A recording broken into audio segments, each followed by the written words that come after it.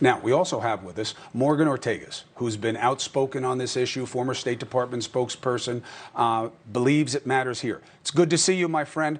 To the Americans who are saying, look, we care, this is terrible, but we have our own problems. Why should Americans be concerned from a policy and American interest perspective about what happens in Iran?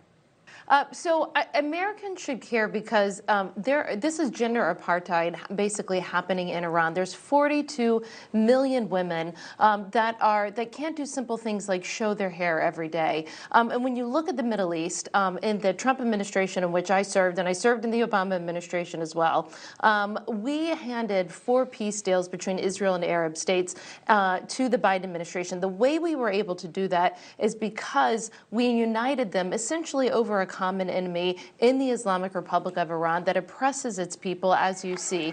And that's one of the reasons why we focused on a maximum economic pressure campaign that would starve these oppressors, that would starve the regime of the ability to do what the IRGC Quds Force is doing this year, which is buying more and more safe houses, and which is empowering the very thugs and the people that you see on this screen.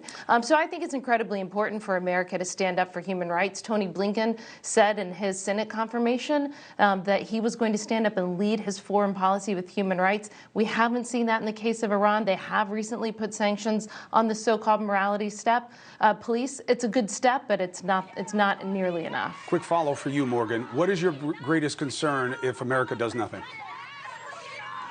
If America does nothing, you'll just continue to see these women that will literally die over their hair. They're going to die over peacefully protesting. And what's more is you're going to see this regime right now, because U.S. sanctions are not being enforced. The Chinese and others are buying oil from Iran.